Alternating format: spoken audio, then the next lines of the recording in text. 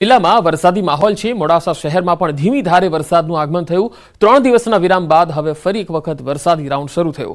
Deep વિસ્તાર, 4 રસ્તા વિસ્તાર, કોલેજ રોડ પર વરસાદી માહોલ જોવા મળ્યો। તો ભિલોડામાં 10 થી 12 વાગ્યા સુધીમાં જ 2.5 ઇંચ જેટલો વરસાદ ખાબક્યો હતો, જેના પગલે વાતાવરણમાં ઠંડક ફેલાઈ ગઈ હતી। લોકોને બફારાથી પણ રાહત મળી ગઈ છે। ખેડૂત વર્ગમાં પણ ખુશીનો માહોલ દેખાઈ રહ્યો છે।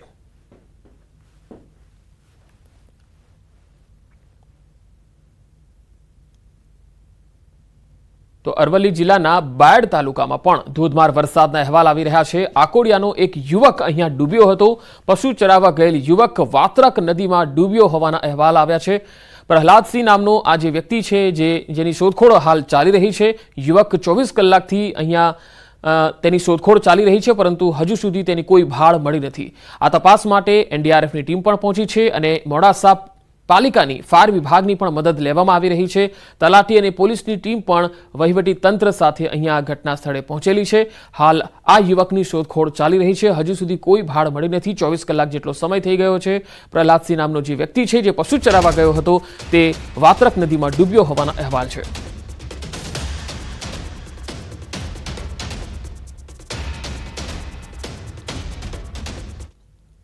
અમદાવાદમાંથી વધુ એક કિરણ પટેલ પકડાયો। પીએમઓની ઓળખ આપીને લોકો સાથે છેતરપિંડી કરતો ક્રાઇમ બ્રાન્ચે આરોપી ભરત છાબરાને દબોચી લીધો છે। મૂળ હરિયાણાનો રહેવાસી અને ગુજરાતમાં 4 ગુના છે તેની સામે નોંધાયેલા। મોટેભાગે ગુજરાત, પંજાબ, બેંગલુરુમાં રહીને તે છેતરપિંડી આચરતો હતો। મોટા કોન્ટ્રાક્ટ આપવાના બહાને તે છેતરપિંડી આચરતો હતો। વધુ માહિતી સાથે સંવાદદાતા નવીન ઝા જોડાયા છે। નવીન, આજે ભરત છાબરા જે કિરણ પટેલ જેવો જ છેતરપિંડી આચરતો હતો, કયા પ્રકારના તેના કારનામા રહ્યા છે અત્યાર સુધીમાં?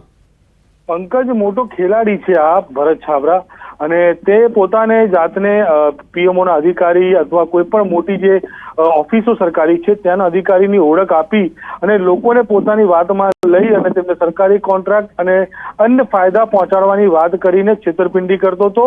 મૂળ હરિયાણા કરનાલનો રહેવાસી છે, ત્યાંથી તેની ધરપકડ કરવામાં આવી છે, પરંતુ મોટા ભાગે તે ગુજરાતમાં રહેતો હતો, સાથોસાથ તે પંજાબ, બેંગ્લોર અને તમામ જગ્યાએ રહીને અને અલગ અલગ જિલ્લાઓ અને અલગ અલગ રાજ્યોની અંદર પણ આને છેતરપિંડી કરી છે। ગુજરાતમાં કુલ 4 એફઆઈઆર દાખલ થઈ છે, જેમાં તેને પોતાની જાતને પીએમઓના અધિકારી બતાવી અને લોકો પાસેથી છેતરપિંડી કરી છે અને તેમને વિશ્વાસમાં લઈ તેમને છેતર્યા છે। ક્યાંક ને ક્યાંક આ સિવાય અન્ય ગુનાઓ પણ દાખલ થઈ શકે છે, કારણ કે એક બાદ એક તેના અનેક ખુલાસાઓ સામે આવી રહ્યા છે। એટલે કહી શકાય કે કિરણ પટેલ જેવો વધુ એક ચીટર જે છે તે ભરત છાબરા જે છે તે ક્રાઇમ બ્રાન્ચની ગિરફ્તમાં આવી ચૂક્યો છે। જી નવીન, આભાર માહિતી આપવા માટે।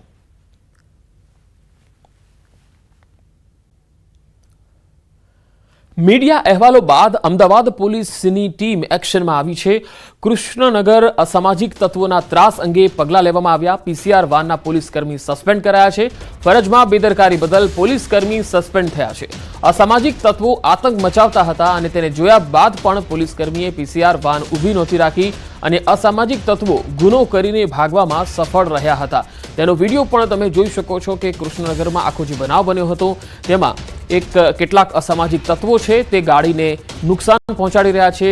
લાકડી અને તલવારથી અહીંયા આવ્યા છે અને હુમલો ગાડી પર કરી રહ્યા છે, તે તસવીરમાં જોઈ શકાય છે। અને પાછળ એક પીસીઆર વાન પોલીસની જે છે એ જોઈ શકાય છે, પરંતુ એ પીસીઆર કાર જે છે એમની એ ત્યાંથી નીકળી જાય છે। આ પ્રકારની અહીંયા ગતિવિધિઓ જોવા મળતી હોવા છતાં પણ પોલીસ કર્મચારીઓ ત્યાં ઊભા નથી રહેતા અને ત્યાંથી નીકળી જાય છે। તમે તસવીરોમાં જોઈ શકો છો, એક તરફ આ અસામાજિક તત્વો, આ ગુંડા તત્વો છે એ તલવાર અને લાકડીથી હુમલો કરી રહ્યા છે। વધુ માહિતી સાથે સંવાદદાતા મૌલિક ધામેચા જોડાયા છે। મૌલિક, આ જે વિડીયો વાયરલ થયો અને મીડિયામાં અહેવાલો આવ્યા ત્યારબાદ હવે પોલીસે જે એક્શન લીધું છે, વધુ વિગતો શું છે? પંકજ, ચોક્કસથી 2 દિવસ પહેલા જે આ મામલો છે મોડી રાત્રે બન્યો હોવાનું સામે આવ્યું હતું। નરોડા રોડ પર આવેલા ભક્તિનગર સર્કલ છે ત્યાં આગળ આ પ્રકારનો બનાવ બન્યો હતો, જેમાં કેટલાક અસામાજિક તત્વો જે છે તે જાહેરમાં તોડફોડ કરે છે કારની અને તેમ છતાં પણ ત્યાંથી પીછીહાર એટલે કે પોલીસની વાહન જે છે તે ત્યાંથી ફરાર થઈ જાય છે। કોઈ પણ પ્રકારની કાર્યવાહી કાયદેસરની નથી કરી, જેને પગલે અત્યારે હાલ પોલીસે કાર્યવાહી કરી અને 7 આરોપીઓની ધરપકડ કરી છે। જો કે બંને મુખ્ય પક્ષના આરોપીઓ જે છે જેના કારણે આ અંગત અદાવતમાં આખી બબાલ થઈ હતી, તેના મુખ્ય આરોપીઓ હજી સુધી પોલીસ ગિરફ્તમાં નથી આવ્યા। જો કે ફરજમાં બેદરકારી દાખવવા બદલ જે પોલીસકર્મી પીસીઆર વાનમાં હતા તેમને અત્યારે હાલ સસ્પેન્ડ કરવામાં આવ્યા છે અને વધુ કાર્યવાહી કાયદેસરની હાથ ધરવામાં આવી। જી મૌલિક, આભાર માહિતી આપવા માટે।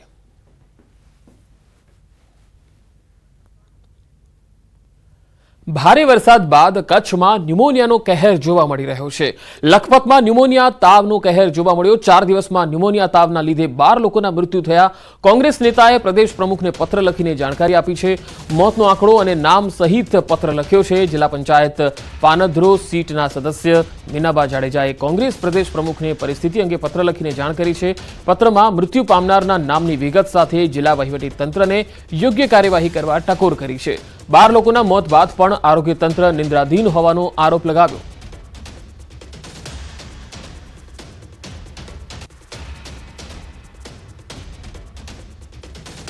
તો કચ્છ કલેક્ટરના મતે લખપત તાલુકાના ગામોમાં જત કમ્યુનિટીમાં આ રોગના કારણે મોત થઈ રહ્યા છે અને પરિવારજનોના dengue, malaria, H1N1, swine flu તેમજ ન્યુમોનિયા સંબંધિત સેમ્પલ લઈને રિપોર્ટ કરવામાં આવી રહ્યા છે.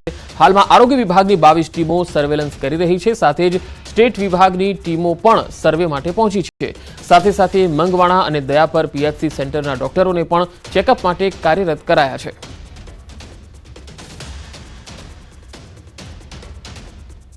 અત્યારની પરિસ્થિતિએ કોઈ રોગચાળા કે કમ્યુનિકેબલ ડિઝીઝ જણાતી નથી, કારણ કે જે ડેથ થયા છે બાળકોના, ખાસ ભેખડા ગામમાં, એ ન્યુમોનાઇટિસથી એટલે શરદી, ખાંસી, ઇન્ફ્લુએન્ઝા બગડે એના માટે કર્યા છે. ડેથ એક જત કમ્યુનિટીમાં જ જોવા મળ્યા છે, એટલે ક્યાંય ના ક્યાંય કદાચ એનિમલનો કોઈ કન્ટેમિનેશન રૂલ આઉટ કરવા માટે અહીંયાથી પશુપાલનની ટીમે ગઈ છે. H1N1 એટલે સ્વાઇન ફ્લૂના સેમ્પલ બધા લઈ લેવામાં આવ્યા છે. એના પરિવારજનોના જે સેમ્પલ હતા એ ક્રિમિયન કોંગો ફીવર, H1N1 પણ રૂલ આઉટ કરવા માટે લઈ લેવામાં આવ્યા છે.